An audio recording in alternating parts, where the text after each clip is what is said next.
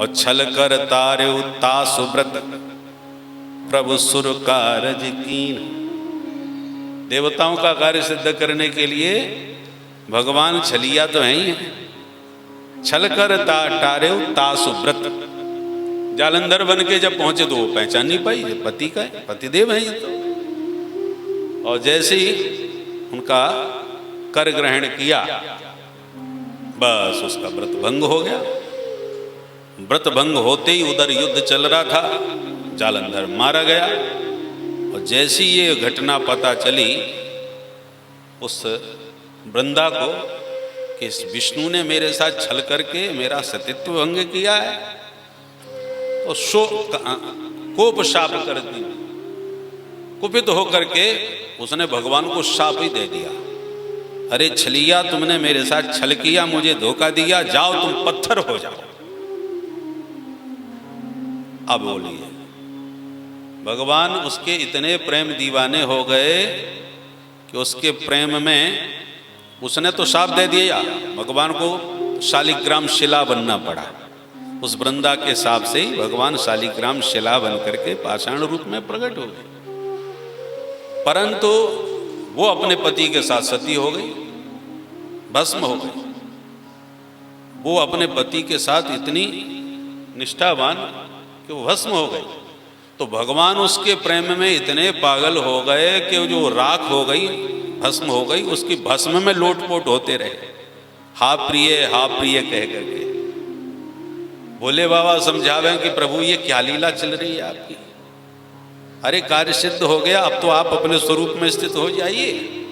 और भगवान ने कहा प्रीति की रीत रंगीलो ही जाने, जब हमने प्रेम किया है तो पूरी तरह करेंगे। और भगवान विलाप कर रहे हैं, उसके भस्म में उसकी राख में लोटपोट हो रहे हैं। और अंत में कहा कुछ भी हो, तुम चाहे कोप करो चाहे शाप दो, हम तुम्हारे बिना नहीं रह सकते। तो भगवान शालिग्राम शिला उसके शाप से बने और वो भस्म होने के बाद तुलसी का बिरवा बन गई, तुलसी के रूप में प्रकट भई। तो अब भी जब तक तुलसी दल शालिग्राम भगवान पर न चढ़ाया जाए तब तक उनके सिर में दर्द बना रहता है। अब जरा सोचिए, इन जैसा प्रेम दीवाना कौन होगा कि आप जिससे प्रेम करें वो आपसे प्रेम करे तो निभ जाएगा। पर ये ऐसे प्रेमी हैं कि यदि इन्होंने जिनसे प्रेम किया वो प्रेम करे या न करे, इनके प्रेम में कोई कमी आने वाली नहीं है। और ऐसा प्रेम संसार में सुदुर्लभ है, कौन कर सकता है? इसलिए ब्रजवासी कहते हैं प्रीति की रीत रंगीलो ही जाने। इनके जैसा प्रेमी कोई हो नहीं सकता, प्रेम कोई जानने वाला है नहीं। तो ऐसे भगवान श्री कृष्ण जो परम प्रेम का ही पाठ सिखाने के लिए प्रकट हो गए। राक्षसों को मारने के लिए भगवान नहीं आते, ये गौण कारण है। मूल कारण तो परित्राणाय साधूनां, दूसरे नंबर पर विनाशाय च दुष्कृतां, ये दूसरा नंबर है। पहला नंबर तो भक्तों का परित्राण करना है, भक्तों को प्रेम का पाठ सिखाने के लिए प्रभु प्रकट भय। और ऐसे हमारे गोविंद को यदि सबसे अधिक आनंद आया किसी भूमि पर तो वो वृंदावन की भूमि है। वीक्षासीत उत्तमा प्रीति राम माधव योर्नप, अत्यंत प्रेम इस ब्रज भूमि से हुआ। इसलिए ब्रजवासी तो कहते हैं हमारे कन्हैया ब्रज के बाहर जाते ही नहीं। वृंदावनम परित्यज्य पादमेकम न गच्छति, एक कदम भी बाहर नहीं जाते। तो भाई मथुरा कौन गया, द्वारका में कौन रहा, दिल्ली में कौन घूमा, इंद्रप्रस्थ में पांडवों के पास कौन गया? बोले वो तो वसुदेव का लाला था। वसुदेव के लाला और हैं और नंदन कृष्ण और हैं। पशुपांग जाए कह करके सुखदेव जी ने संकेत दिया है ब्रह्मा जी के वचन से कि ये जो कृष्ण हैं ये पशुपांगज हैं। पशुपांगजाय का मतलब पशून पाति इति पशुपः नंदः अंगाय पुत्राय पशुपांगजाय, अर्थात पशुपालक हैं नंद बाबा। और अंग कहते हैं पुत्र को। तो उनके अंगज, अंग से जन्म ले, आत्मज, वो है नंद नंदन श्री कृष्ण।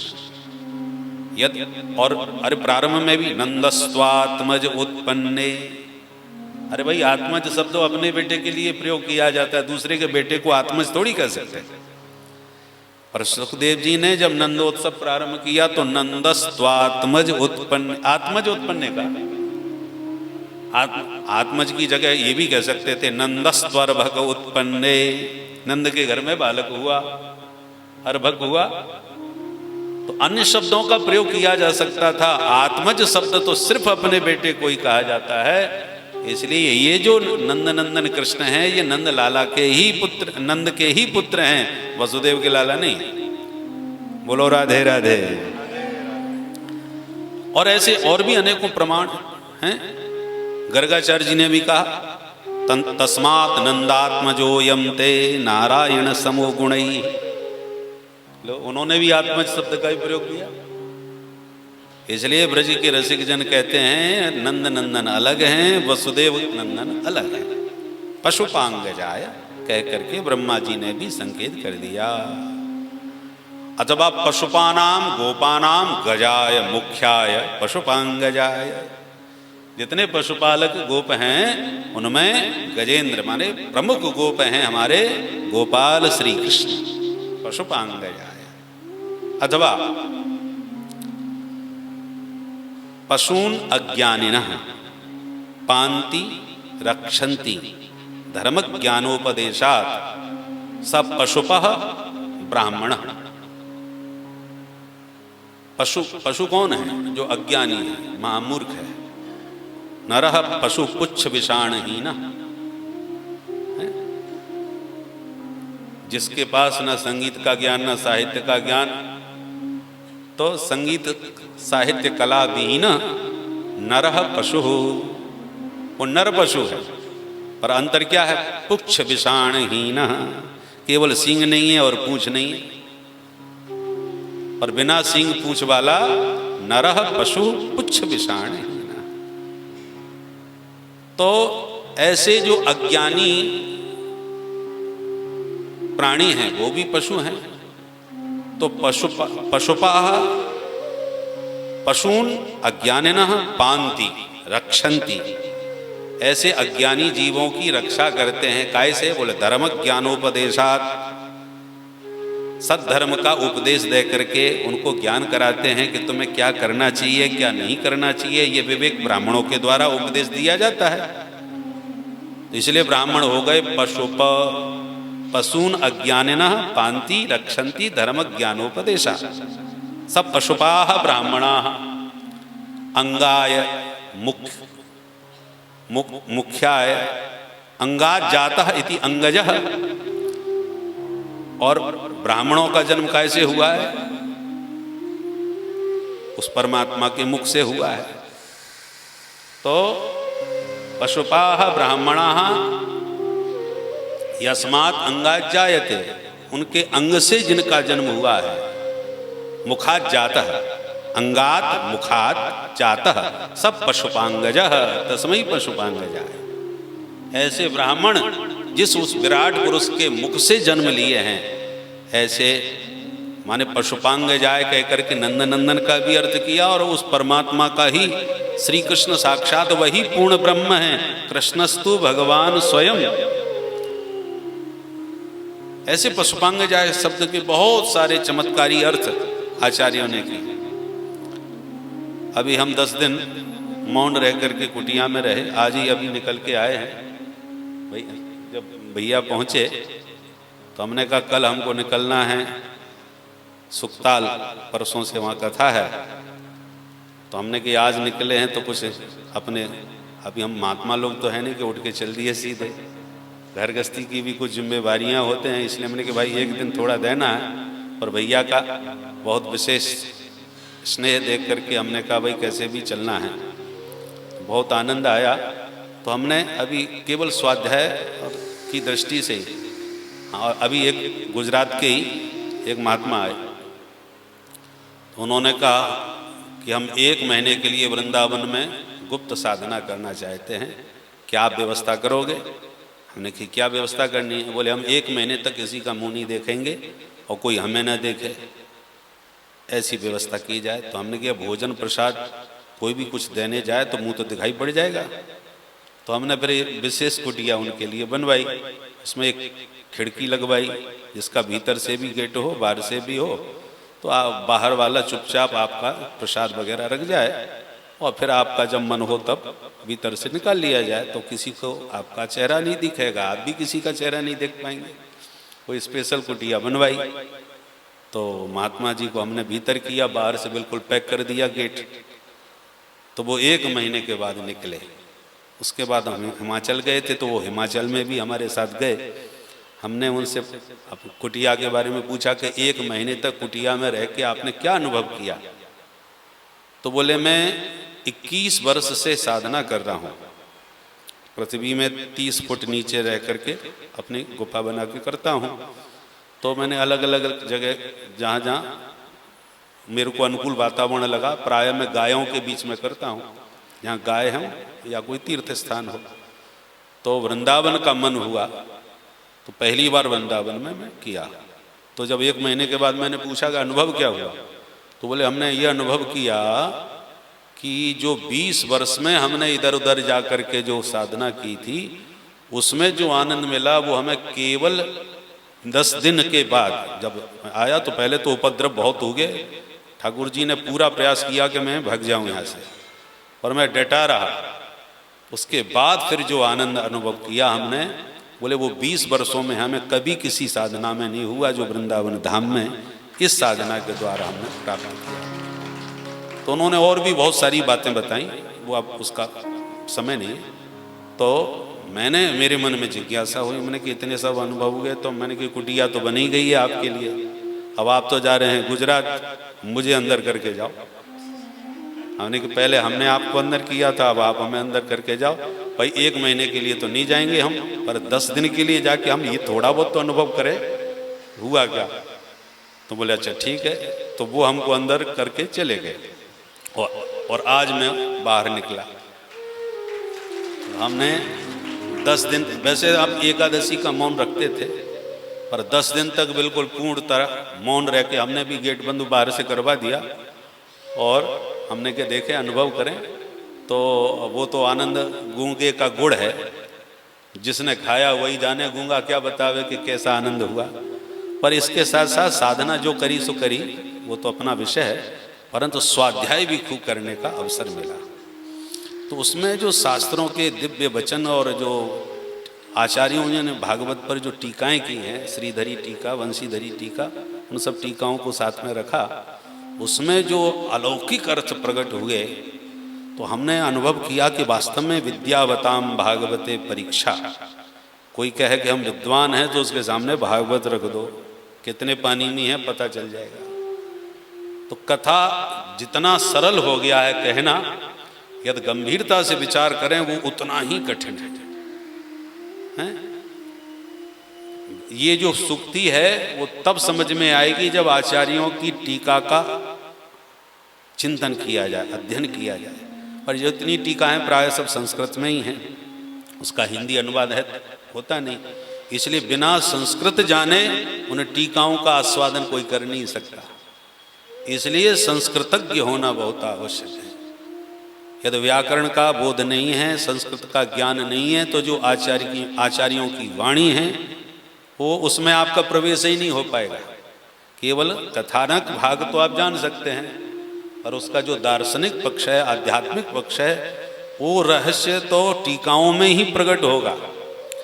आज स्थिति कथा की ऐसी हो गई है कि कथानक भी पूरा ठीक से हम नहीं जानते, तो टीकाओं का वो अध्ययन और उसकी गहराई में तो कोई जाएगा कौन। ऐसी स्थिति में देखो, हमारे भारत में 2 गद्दी चली, एक व्यास गद्दी और एक राजगद्दी। राजगद्दी पर राजा लोग बैठ करके शासन करते थे और व्यास गद्दी पर बैठ करके आचार्य लोग धर्म का अनुशासन करते थे। पर ये दोनों ही गद्दी बड़ी महत्वपूर्ण है। राजगद्दी यदि विकृत हुई तो सारा देश रसातल में चला जाएगा, जो अफगानिस्तान का आप हाल देख ही रहे। राजा यदि राजनीति में कुशल नहीं है तो सारा देश का क्या हाल हो सकता है हम लोग प्रत्यक्ष देख रहे हैं। तो राजगद्दी से तो प्रजा और राष्ट्र सब संकट में पड़ जाता है, और ऐसी व्यास गद्दी से व्यास गद्दी विकृत हुई तो धर्म संकट हो जाता है, धर्म संकट में पड़ जाता है, धर्म से च्युत हो जाता है, धर्महीन दिशाहीन सब लोग प्राणी मात्र हो जाते हैं। इसलिए ये दोनों गद्दी बहुत महत्वपूर्ण है, राजगद्दी और व्यास गद्दी। और आज सबसे बड़ा दुर्भाग्य यह है कि दोनों ही गद्दी विकृत होती चली जा रही है। इस समय यदि आप पढ़े लिखे नहीं हैं, कुछ नहीं जानते हैं, तो इन दोनों में से एक गद्दी चुन लो।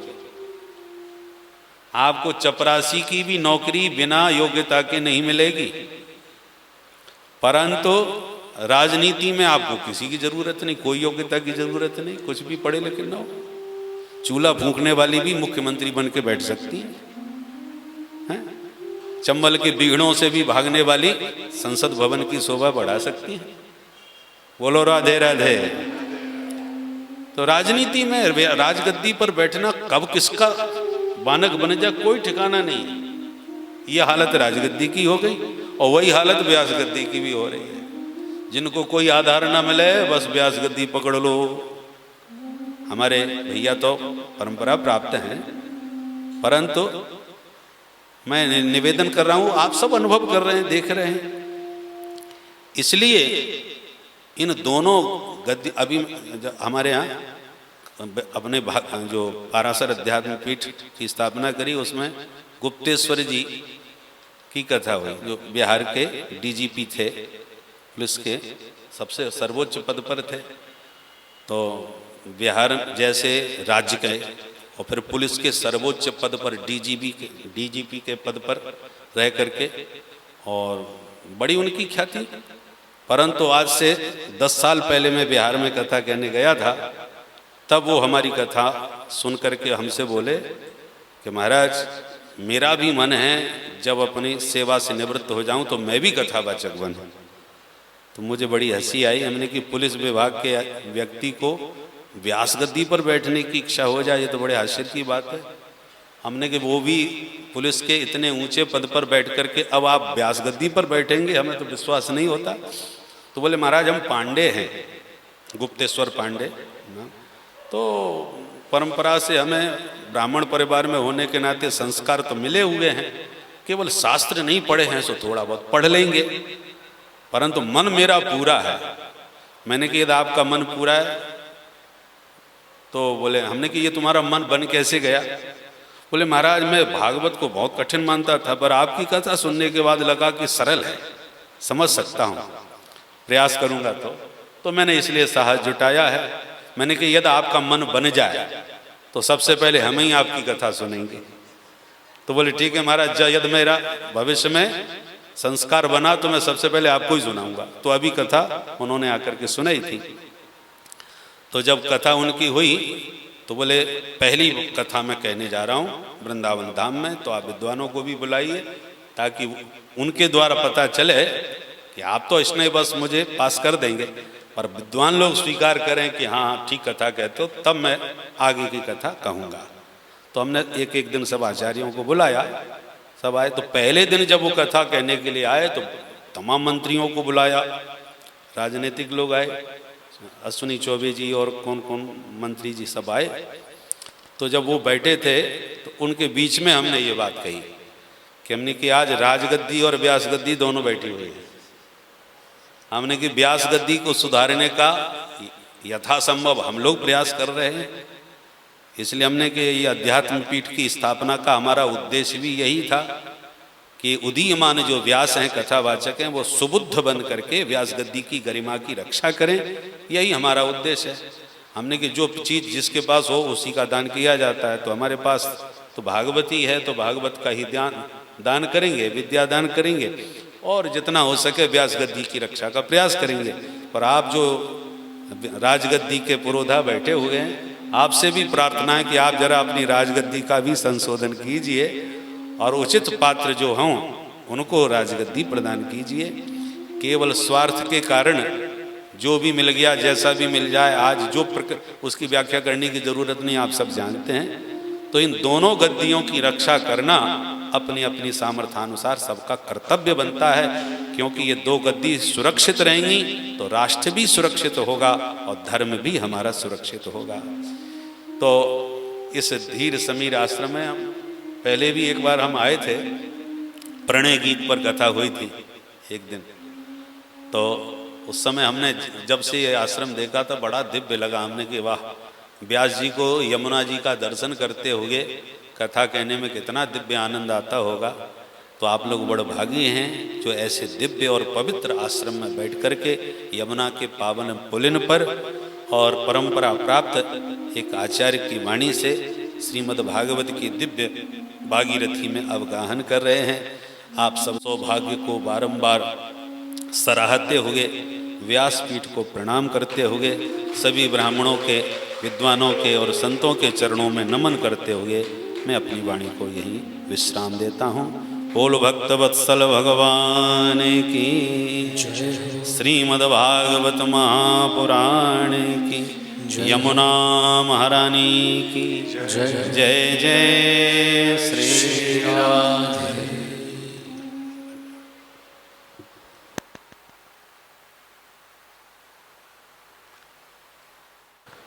श्री वृंदावन बिहारी लाल की जय। श्री पाराशर व्यास जी महाराज की जय। श्री सुखदेव भगवान की जय। धीर समीर बिहारी बिहारी जी महाराज की जय जय श्री राधे। पूज्य महाराज जी की बड़ी कृपा और व्यास जी ने अभी अवगत कराया। महाराज जी आपकी प्रतीक्षा करते करते हुए अभी थोड़ी देर पहले ही यहाँ से निकले हैं।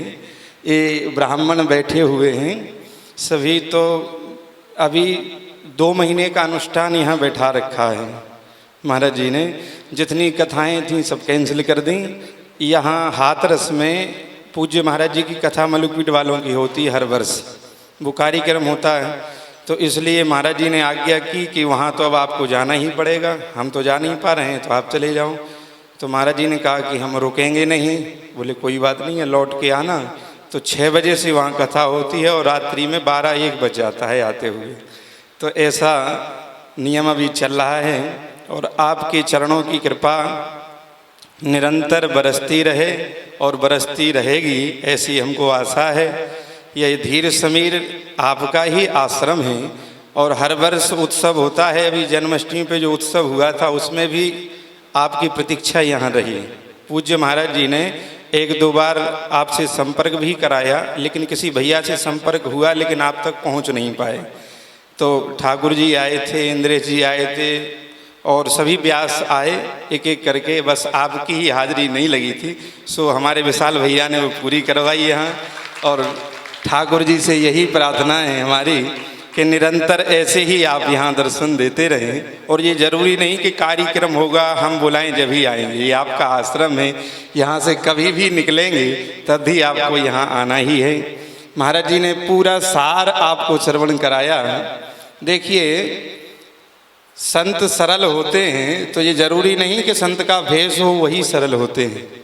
पूज्य महाराज जी हमारे जो देख रहे हैं आप सामने में, ऐसी सरलता, ऐसी सहजता ठाकुर जी सबके हृदय में प्रकट करें और सबको दें।